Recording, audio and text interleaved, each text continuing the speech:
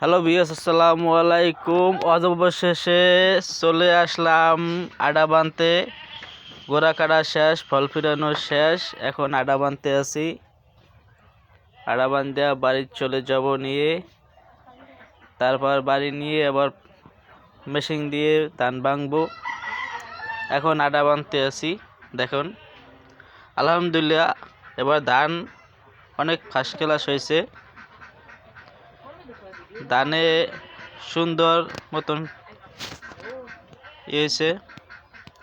আমার বাড়ির পোলায় ধানের আডা বানতে আছে, আমার সহযোগিতা করতে আছে আমার বাড়ির পোলা। এবার গো পাজা আলহামদুলিল্লাহ বুঝায় পাওয়া যায় না, পাজা অনেক বড় বড়। ধানের ফল ভালো হয়েছে, সুন্দর।